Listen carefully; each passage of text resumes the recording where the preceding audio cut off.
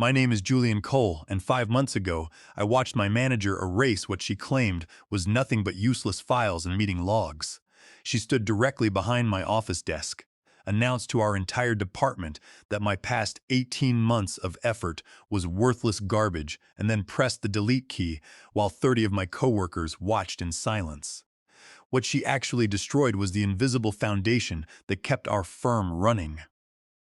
And when my mobile phone rang 40 seconds later with a $750,000 annual job offer, I realized she had just handed me the perfect weapon for the most elegant destruction I could have ever imagined.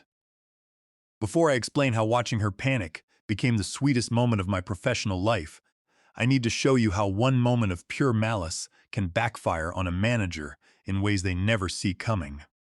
Let me take you back to where this really started, because corporate battles always begin long before the final blow is delivered. 30 months ago, I joined Pinnacle Associates as a client relationship manager. The official job description made the role sound dry and bureaucratic. My tasks were to maintain communication logs, track client satisfaction metrics, and coordinate follow-up schedules. What the job posting did not mention was that our firm was hemorrhaging major accounts faster than the executive board wanted to admit, and the previous person in my position had lasted exactly 6 months before walking out without giving notice. My supervisor, Diana Sutton, made it clear from my first afternoon that she considered my entire role to be an unnecessary financial overhead. She was one of those traditional managers who believed business relationships were purely transactional. In her mind, the only things that mattered were sending invoices, delivering services, collecting payments, and repeating the cycle as quickly as possible. The concept that clients might actually want a human connection was completely alien to her rigid approach. She would constantly monitor my screen and make passive-aggressive comments about my call lengths. But I saw a different opportunity during my first few weeks at the office. When I reviewed our historical client files, I found page after page of dry communication records that read like automated conversations between machines. There was no personality, no warmth, and no indication that anyone at Pinnacle Associates had ever bothered to learn anything personal about the people who were sending us tens of thousands of dollars every month. So, I started doing something that seemed radical in that cold corporate environment. I began treating our clients like actual human beings. When Gavin Croft, who ran a mid-sized manufacturing corporation, mentioned during a routine call that his golden retriever Buster had just been diagnosed with severe joint problems, I wrote it down. A few weeks later, I followed up to ask how the veterinarian treatment was going. He was so surprised that someone remembered that he spent 30 minutes telling me about his weekend trip to find a specialist. When Miriam Thorne celebrated her textile company's 22nd anniversary, I sent a personalized message congratulating her and asking about her growth plans. That simple note ended up bringing in $18,000 of unexpected consulting revenue. These were not grand gestures or expensive gifts. I simply listened when people shared pieces of their lives, remembered what mattered to them, and followed up in ways that proved I cared about their success beyond their monthly invoices. Diana never understood what I was doing. She would walk past my desk, see me typing what looked like casual notes, and I could feel her disapproval radiating across the open office. During our monthly performance reviews, she would flip through my reports with visible frustration. She asked why I was spending 60 minutes on client calls that should only take 20.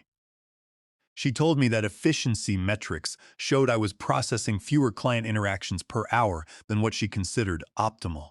I tried explaining that these longer conversations were building deep loyalty, that clients were specifically requesting my involvement in their new projects, and that our client retention rate had improved by 48% since I started personalizing our approach. But Diana only cared about the numbers that fit into her standard spreadsheet formulas.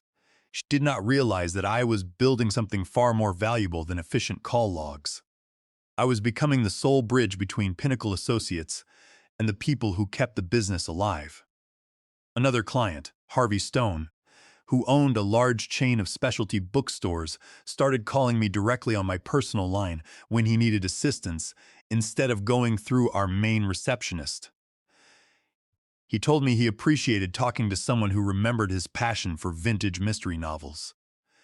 Rebecca Pierce, whose catering business accounted for our third largest source of monthly revenue, began recommending our services to other local businesses, specifically because she enjoyed our conversations about her local farmers market visits. Month after month, I watched our client satisfaction scores climb, while Diana remained focused on efficiency metrics that completely missed the point. She was measuring speed while I was building the loyalty that determined whether those clients stayed with us or walked away to a competitor. The friction between Diana and me finally reached a breaking point during our annual strategic planning meeting. Our Chief Executive Officer, Owen Miller, was reviewing overall department performance when he noted that client retention had reached an all-time high. He praised our relationship management approach and suggested expanding my personal touch strategy across all other departments. I watched Diana's face turn red as the credit for this success landed on the very methods she had spent months criticizing. She sat there with her hands clenched, unable to hide her anger as the chief executive officer highlighted my work as a model for the entire company. It was a clear validation of my philosophy, but I knew it would make my working relationship with Diana even more difficult. After the meeting, she cornered me near the files room, her voice tight with controlled anger. She told me she did not care what kind of performance theater I was running, but that this company succeeded on professional standard operating procedures, not casual social hour conversations with clients. She then ordered me to complete a comprehensive audit of all client interactions over the past 18 months, demanding detailed documentation of every email, every phone call, and every relationship-building note I had made. It was clearly intended as a punishment, a massive mountain of bureaucratic busy work designed to keep me away from the clients and force me back into line. She wanted to drown me in paperwork so that my client satisfaction scores would drop, giving her a reason to cite my performance as deficient. But I approached the audit with the same attention to detail that I brought to my client work, determined to prove the value of my philosophy once and for all. I spent weeks compiling the audit, working late into the night to create an intricate database that showed not just when we communicated with clients, but how those personal details directly translated into revenue. I documented the referrals that Rebecca Pierce had generated, the expanded services that Gavin Croft had purchased after we discussed his manufacturing goals, and the early contract renewal that Harvey Stone had signed because he trusted my word. The finished audit was a 78-page document of clear evidence, proving that personal attention to client relationships was directly responsible for over $310,000 in additional revenue. Every casual discussion about family, pets, or hobbies had built a business relationship that our competitors could not touch. I was proud of that document. It represented a year and a half of hard work and genuine connections that had transformed how our firm related to the clients who trusted us. Diana called a department meeting on a Wednesday morning in late autumn. She announced that we were going to review our client communication protocols and that my audit would serve as the primary case study. I walked into the conference room, assuming she was finally ready to admit that my relationship-building strategy was driving our success. Instead, she had my audit files displayed on the main projection screen for the entire department to see. Then, in front of 30 of my colleagues, she began to systematically tear my work apart. She presented my detailed relationship notes as evidence of unprofessional boundary violations. She scrolled through months of careful documentation, claiming that personal chit-chat about dogs and family had no place in corporate consulting. She declared that my files represented a complete failure to maintain appropriate professional distance, and that my methods were actively undermining the firm's standards. I felt a wave of heat rush over my face as my coworkers watched her humiliate me. I could hear some of my peers whispering at the back of the conference room, while others kept their eyes glued to their tables to avoid looking at my embarrassment. She was presenting my greatest professional achievement as a cautionary tale of what not to do. But she did not stop there. She pulled up the master database file containing the 78-page audit, which held every single client detail, personal preference, and conversation record I had compiled over the past 18 months. She moved her cursor over the delete option while lecturing the room on the necessity of standardized communication. She announced to the department that my entire approach was garbage and that starting that day, Pinnacle Associates would return to strict transactional protocols, and then she clicked the delete button, destroying everything. I watched 18 months of documented client loyalty disappear from the screen in a single second. The silence in the conference room was absolute as everyone processed what she had just done. Diana turned away from the screen with a smug, satisfied expression, clearly expecting me to accept this public humiliation and start rebuilding my database according to her rigid rules. But she had made one fatal mistake. While she had destroyed my digital documentation, she had not destroyed the actual relationships I had built. The clients who trusted me, who called my personal phone, and who had shared their lives with me did not exist in Pinnacle's computer servers. They existed in the real world, and they were about to show her the true cost of her vindictive behavior. My mobile phone began to vibrate in my pocket before Diana could even finish explaining her new efficiency guidelines. I stepped out of the conference room and answered the call, my hands still shaking from the adrenaline of watching my work get erased. The caller identification showed Summit Consultations, a rival consulting firm that had recently been established by 4 of our former colleagues. The voice on the line belonged to one of their partners. He told me they had been watching my success with client retention at Pinnacle and knew that I was the one responsible for keeping the major accounts happy. He said they had been planning to approach me for months, but seeing the tension between my department and senior management convinced them that the timing was perfect. They offered me a position as their senior director of client relations. They promised me complete autonomy over my relationship strategies, a seat at the leadership table, and an annual salary of $750,000, which was exactly double my current compensation at Pinnacle. On top of that, they offered significant equity participation in the new firm. They were offering me a fortune to do exactly what Diana had just labeled as useless trash. But the most brilliant part of their offer was the legal boundary. They told me they knew I could not bring any proprietary database files or trade secrets from Pinnacle. But they also pointed out that client relationships are built on trust and human connection, not database entries. If I chose to join their firm, and if my clients chose to follow me because they trusted me rather than a corporation that treated them like numbers, that was simply the natural outcome of competing business philosophies. I understood immediately. They were not asking me to steal anything. They were simply offering a better home for the relationships I had spent 30 months cultivating. I hung up the phone, took a deep breath, and walked back into the conference room. Diana was still lecturing the department about the beauty of transactional efficiency. She noticed me walk back in and paused her speech, asking if I had any questions about the new communication protocols. I looked around the room at my colleagues, then at the empty projector screen, where my 18 months of work had been displayed before being erased, and finally at Diana's arrogant face. I told her that I had no questions, but that I did have an announcement to make. I stated clearly that I was resigning from Pinnacle Associates effective immediately, and that I would be joining Summit Consultations as their Senior Director of Client Relations. The conference room went so silent you could hear the hum of the ventilation system. Diana's face shifted from smug satisfaction to absolute confusion, and then to a pale shade of panic. She stammered that I could not simply quit in the middle of a department meeting, pointing out that there were notice requirements and transition protocols I had to follow.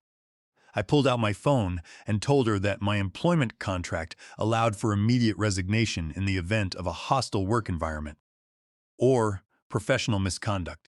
I pointed out that having my entire year of work deleted in front of the entire department while being publicly insulted met both criteria perfectly. Our chief executive officer, Owen Miller, who had been sitting quietly at the back of the room, and stood up and suggested we step into his office to discuss the matter privately, before making any hasty decisions. But I was done with private discussions and corporate compromises. Diana had chosen to humiliate me publicly, so she could watch the consequences unfold in front of the entire team. I gathered my notebook and personal items from the table, looked at the chief executive officer, and told him my decision was final. I walked out of the conference room, while 30 pairs of eyes followed me to the door. As I reached the exit, Diana called out after me, her voice cracking with anger. She yelled that I was making the biggest mistake of my career, that Summit was a startup with no stability, and that I was throwing away my future for a fantasy about relationship building. I turned back for a split second, told her we would see which philosophy had more value, and walked out the door. I felt an incredible sense of freedom as I walked out of the Pinnacle Associates building that morning. I knew that I was taking a risk by joining a younger firm, but the promise of autonomy and the significant financial offer were too compelling to ignore. I was ready to build something new, built on the principles I believed in. Over the next 48 hours, I focused on completing my transition paperwork and setting up my new workspace at Summit Consultations. The atmosphere at Summit was refreshing, filled with energetic professionals who valued creativity and human connection. I did not spend my first days making sales calls or attempting to solicit my former clients. I was legally barred from using Pinnacle's database, and I intended to respect that boundary. I simply updated my professional profile on the network to reflect my new title and waited for the market to respond. I trusted that the relationships I had spent 30 months building would speak for themselves, and I was not disappointed. The phone was about to start ringing, and Pinnacle's client retention crisis was about to begin in earnest. I sat at my new desk and smiled. Knowing the game had just changed, within 48 hours of leaving Pinnacle Associates, I had finalized my exit paperwork, cleared my desk, and moved my belongings into my new office at Summit Consultations. The environment at Summit was completely different from the bureaucratic gridlock I had left behind. The atmosphere was collaborative, and the leadership team spent my first morning explaining how eager they were to integrate my relationship-building philosophy into their core service lines. I did not spend my first days making sales calls or attempting to solicit my former clients. I was legally barred from using Pinnacle's databases, and I intended to respect that boundary. Instead, I simply updated my professional profile on the network to reflect my new title and waited for the market to respond. The response was faster than anyone at Summit had anticipated. On Friday morning, only 4 days after my immediate resignation, my office telephone rang. It was Gavin Croft, the manufacturing executive. He congratulated me on my transition and immediately began asking about the services Summit could offer his business. We spent 90 minutes discussing his company's expansion plans, and he took several minutes to thank me for checking in on his golden retriever Buster, who was now walking with much greater ease after receiving the specialized veterinary treatment I had recommended. By the end of our conversation, Gavin told me he was moving his entire account to Summit. He explained that he had no interest in staying with a firm that treated him like a monthly billing number and had assigned a brand new junior coordinator to his account who knew nothing about his business. I assured him that at Summit, he would always have direct access to me and that his business details would never be treated as minor background noise. We were committed to a partnership, not just transactions. He was glad to know that Buster was recovering well and that our personal approach would continue. We finalized the details of his contract during the call, making the transition official and legally binding. Later that afternoon, Miriam Thorne called. She congratulated me on the move and explained that she had been dealing with corporate consulting firms for 18 years, but I was the first relationship manager who had ever made her feel like her textile company actually mattered. She said she was tired of receiving automated questionnaires from Pinnacle's new staff, who did not understand her production cycles or seasonal challenges. She wanted to work with a partner who valued the relationship, not just the invoices, and she scheduled a meeting to transition her account to Summit, She added that she was already drafting the termination papers for Pinnacle, as she did not trust anyone else with her strategic planning. She mentioned that other agencies always assigned junior staff who did not understand the industry's delicate supply chains, but our conversations had shown that I was truly invested in her long-term growth. I thanked her for her trust and promised to give her business my full attention, ensuring our cooperation remained strong and mutually beneficial. The sudden defection of these 9 major accounts sent Pinnacle Associates into an immediate state of panic. Diana Sutton tried to salvage the situation by assigning new relationship coordinators to the accounts, but the transition was a disaster. The clients were used to a personalized approach and were met with rigid, transactional questionnaires. When Diana personally called Harvey Stone to schedule his quarterly review, he informed her that he was moving his bookstore chain's account to Summit Consultations. Diana tried to argue with him, arrogantly telling him that business decisions should be based on service metrics rather than personal chit-chat about books and family. Harvey was so insulted by her condescension that he hung up the phone and instructed his legal team to terminate all contracts with Pinnacle immediately. He refused to pay any outstanding invoices until their legal status was cleared, citing poor communication and breach of service agreements. He was extremely glad to make the switch and told me that his business friends were also asking about Summit. He promised to introduce me to 3 of his associates next week.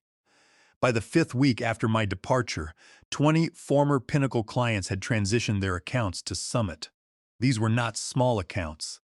Together, they represented 75% of Pinnacle's total annual revenue. I had not solicited a single one of them. They had reached out to me of their own free will because they wanted to maintain the connection we had built.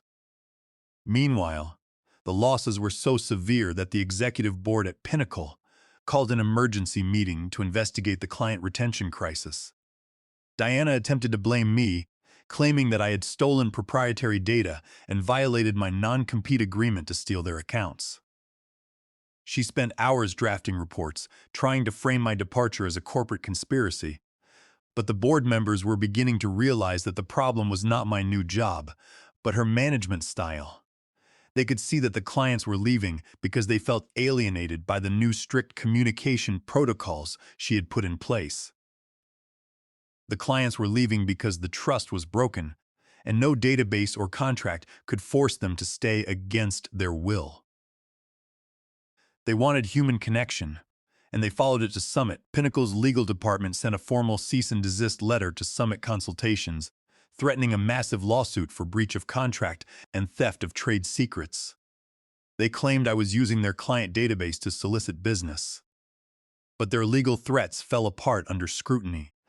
Our legal team responded with a detailed defense. First, we pointed out that under California Business and Professions Code, Section 16,600, non-compete clauses are void and unenforceable as a matter of public policy, protecting an employee's right to practice their profession. Second, we addressed the claim of database theft. We pointed out the irony that Diana Sutton had publicly deleted my entire client database in front of 30 witnesses, meaning Pinnacle had no grounds to claim I was using their proprietary files since my manager had destroyed them herself.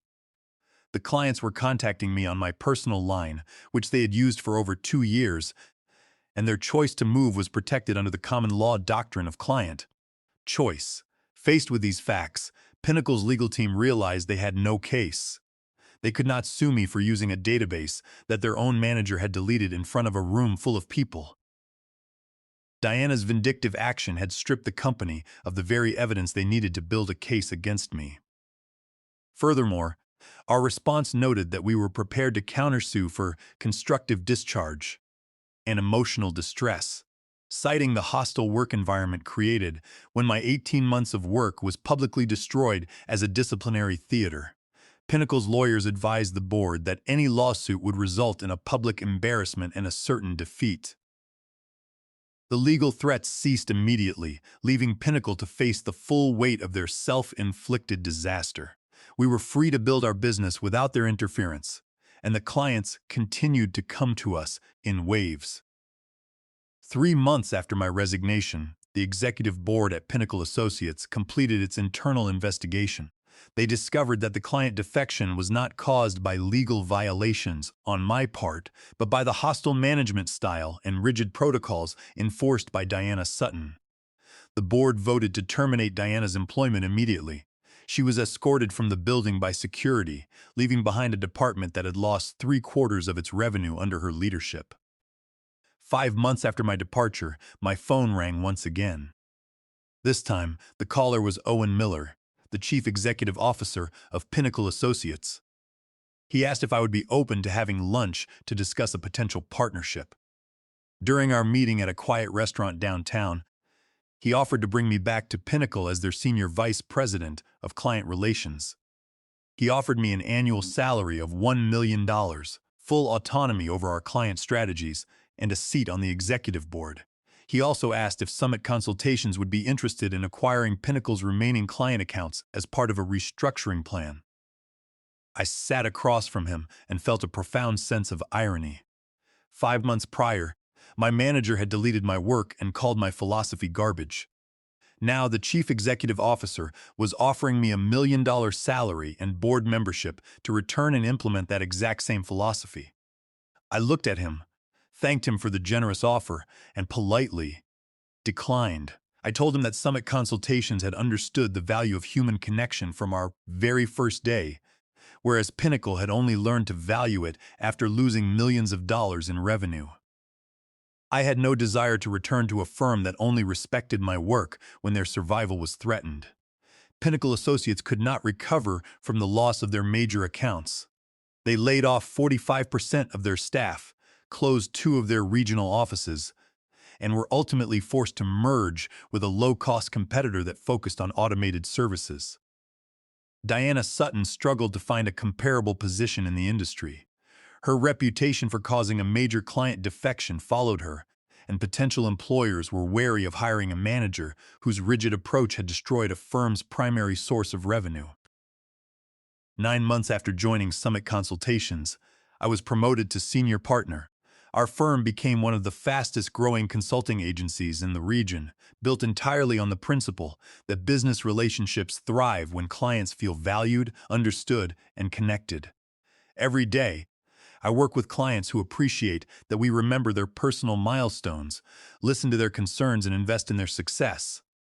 The best revenge was not an elaborate plan to harm my former employer.